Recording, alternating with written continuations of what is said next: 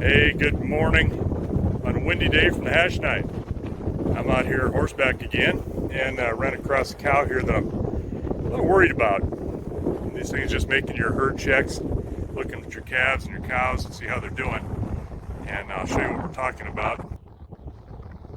See how her back's humped up?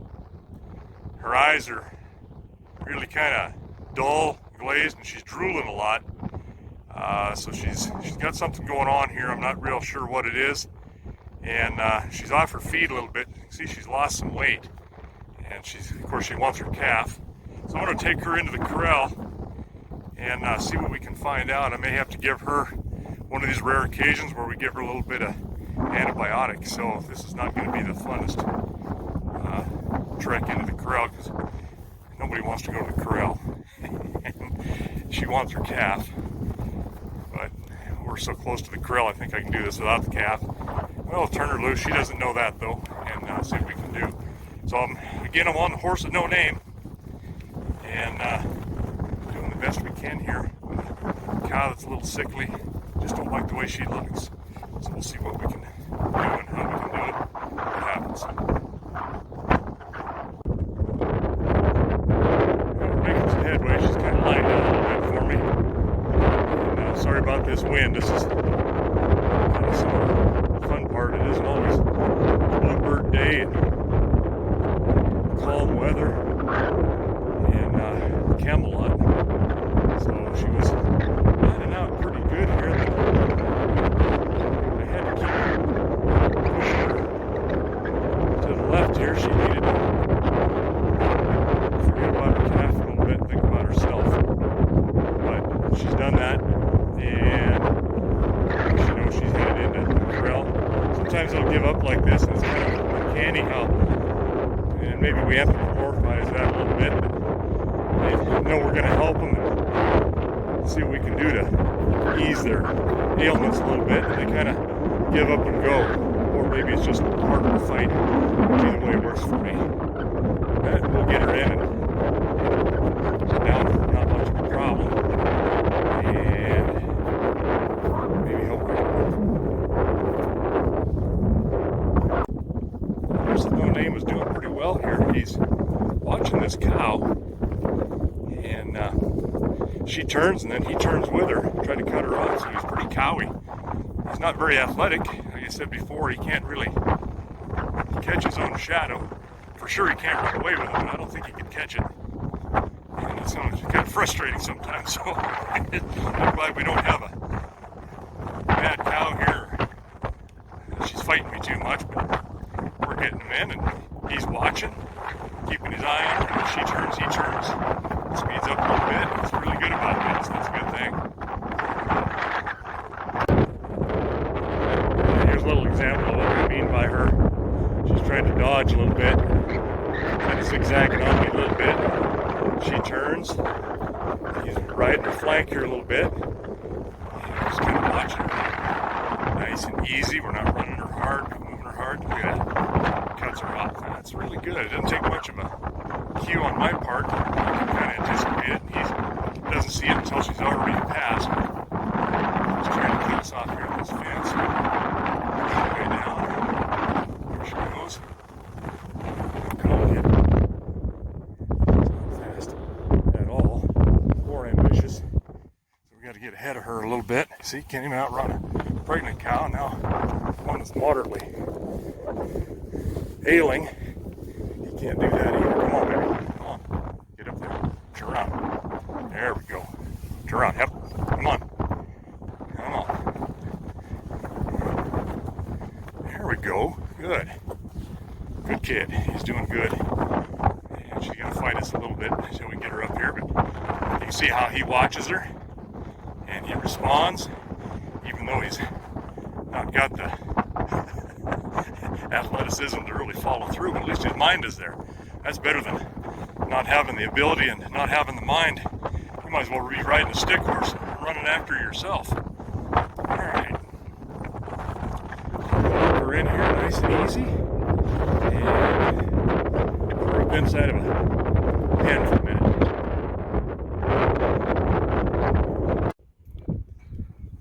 right, now I need to see if I can get some gates set. Kind of nice to do this horseback, kind of show you what he's doing here. He's not afraid to get right up onto a fence, which is good. I'm going to reach up, and this isn't the way you do it. I normally do this with my hand that's holding the camera. I get him to side pass, step sideways. There you go. Keep going, kid. Step, step, step. Atta boy. All right. And we'll go up here and we'll open this gate as well. And put her up in this crowd tub. And see what we can do with past these heifers. And same thing here. I'll try this way now. I can rein him and hold a camera at the same time. This guy would be a feat. Hollywood could probably use my work.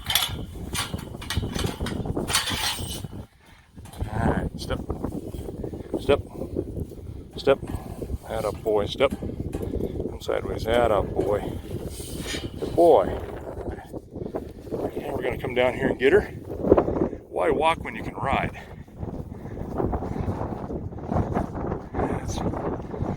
Walking's too much exercise for a day like today.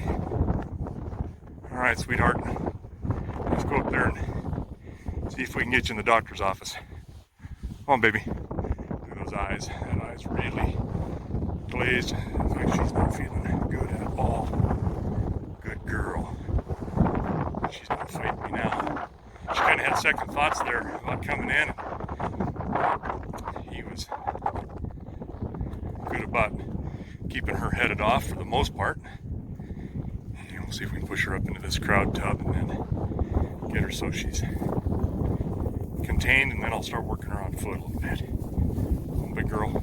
Atta girl. Atta girl. And I'm gonna again grab this horse. Side pass for us. There we go. Push this gate over. Put him in. His hind end around. There we go. And get him to side pass or walk sideways. Close this gate up. Come on, kid. Atta boy. Good boy. All right.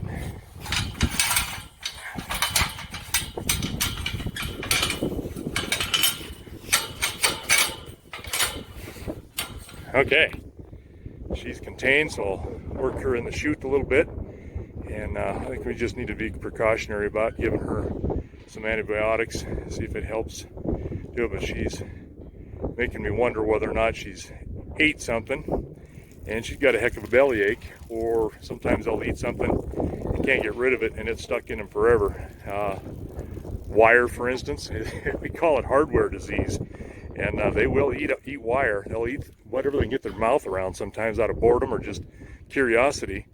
And there are such things called cow magnets that in that first stomach, a lot of times they'll collect and they'll put a magnet bolus down their throat into their belly and help hold that wire down, if that's what it is. And believe it or not, that's a real thing. But haven't had that happen in a long, long time because we try to keep these pastures nice and clean. But you never know what's going to come in on some hay either. All right, I've gone to the house and got a bottle of, it's basically oxytetracycline, easy for me to say.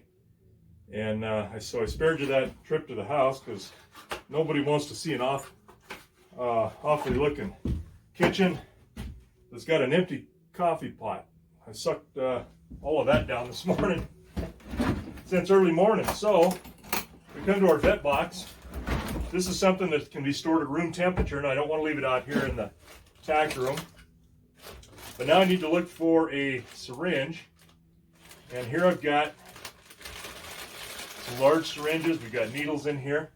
But when you look at this, this actually is a product called LA300. There was LA200. Now it's a better, stronger, but it's again oxytetracycline. And then you can give this as an injection. If you give this intravenously, you have to push that very, very slowly, and that is over a period of 5 minutes. and it says right there. So you want to be darn careful. If you don't, because of that way that is in there, it can cause a cow to collapse. You can really do some damage. So we're going to do this intermuscularly, and this also says 3 milliliters per 100 pounds. So I would put her at about 12 to 1,300 pounds, and so if you divide that by, quick, what's our math? 1,200 pounds would be 40 cc's we can do.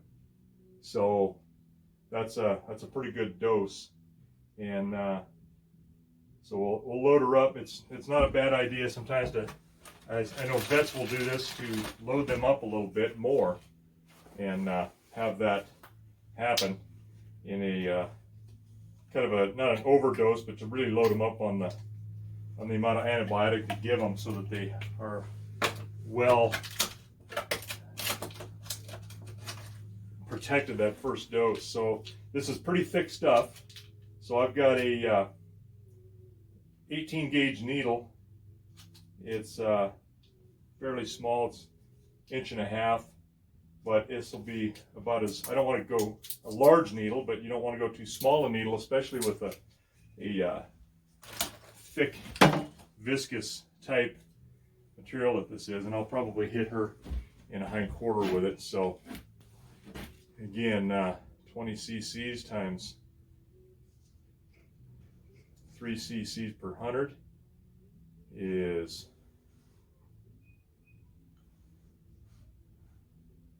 a dose. Now what we'll do is I'll inject some air into this bottle a little bit. It helps charge the bottle, makes it a lot easier to pull out, kind of pressurizes it.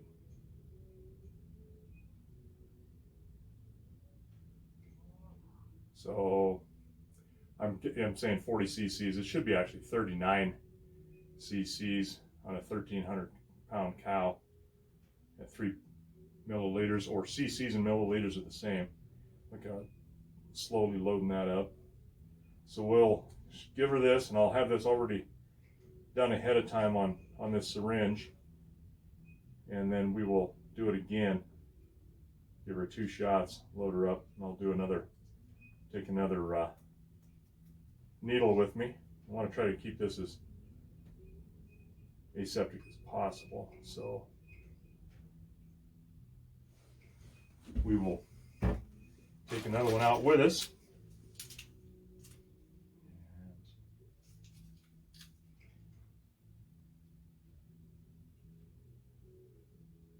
You know what I really hate?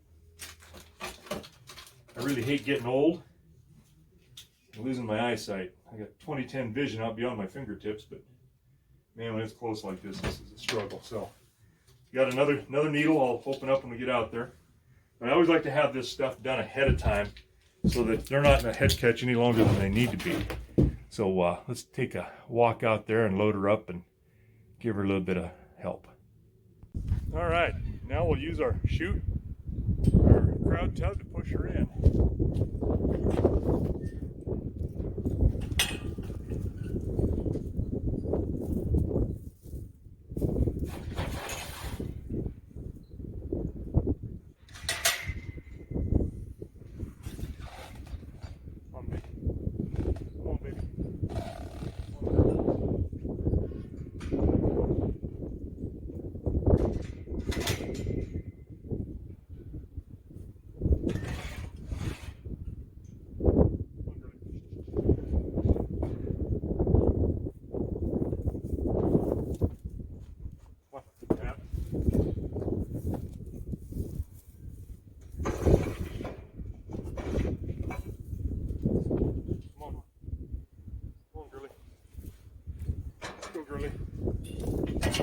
There we go. That's how it's supposed to work. Okay. And now, you see her kind of through here, not having a good day. And I'm going to go ahead and make it a little bit worse.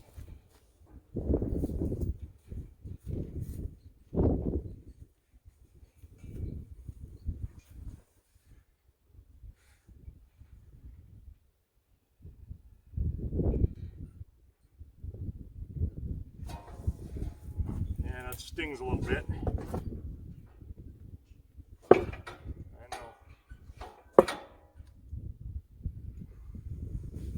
That stings. So I'm going to load this up again, but I'm going to use a sterile needle. I have a technique. Push that needle in there. As it's sterile, take this one off. Everything's still sterile. I'm not introducing anything. Into this bottle that hasn't been on her hide or in her muscling.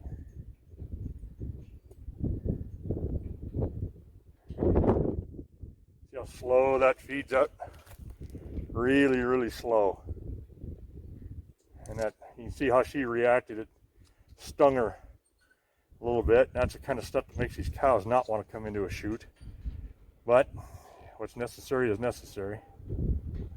So I'm gonna load her. There we go. There's 20 cc's. Now I'm gonna stick this back in here. Put this needle back on. The first one, the original one I used, because I can still use this. It's not a problem. We're not worried about cross-contamination or anything like that. But it's just something you can do to keep your supply sterile or clean and not contaminate, yet still get the job done on your animals. If you have to do more than one shot or don't have to do more than one, it's not a big deal. And I'm going to even her out. I'm going to put her on this side as well.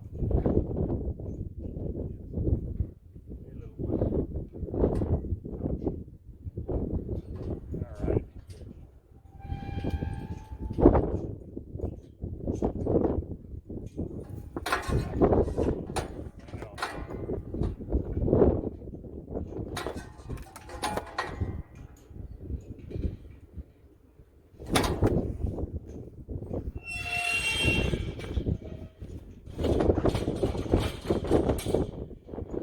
Just to kind of let you know, I'm not one to just throw a bunch of antibiotics or stuff in a cow or in an animal.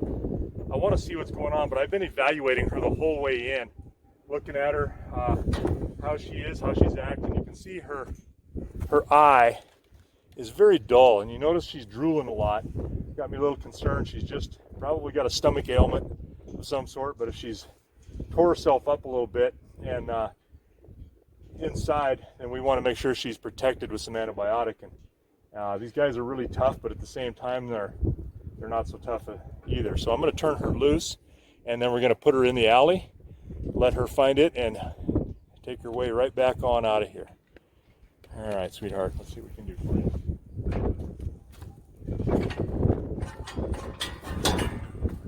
Come on, there you go. Walk on out. All right. So I need to move a horse.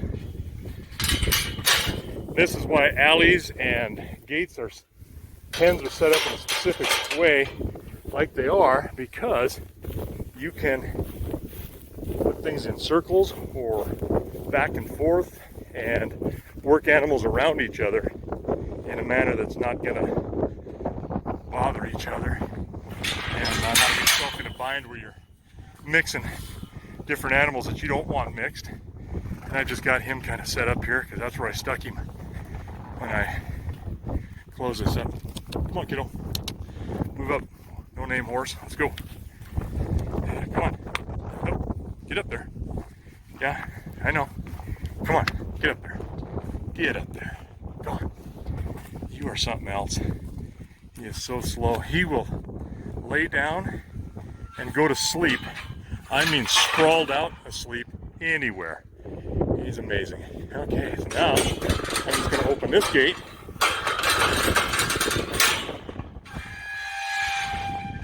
Walk back up the alley. And kick her out. And she's going to want to probably go pretty easily. So, all right, big girl, go on out and get your calf. Go on. Go on. We'll keep an eye on you. She's lost some weight. I'm not real thrilled about that weight loss, but you know, being off water will make them gant like that ahead of those hip bones. Those hip bones are really sticking out. And I didn't notice her the last couple of days. So it must not have been too significant. She's all about eating something. That's okay. Go on out, sweetheart. Go on out. She's looking for some of the easy picking. She doesn't have to hunt grass too hard when it's piled in front of you. All right. Well, we'll follow up, see how she does. Now, the realistic thing is we could lose her. That's always a possibility. She's not bad enough to call a vet. Other stuff you can and need to do yourself. But she's on her feet. She's wanting some, indicates she wants some water, indicates she wants some hay. So that's always a good sign. We'll just give her a little bit of help, and we'll now monitor her from here. Here's what I was hoping to see. Here's our cow that I had to do a little bit of doctoring on. She was drooling a lot, if you recall, kind of humped up in the back. Just was not doing well at all, almost like she'd eaten something she shouldn't have, whether it was toxic something in some hay or some hardware, something. To look at her move, she's moving good, she's milking, that calf looks good, so we're happy to see that. And she is about as far away from water as you can get. She's clear at the other end of this pasture, so that's a good thing. And doing what she wants to do, taking her calf and getting out of here, so she cares.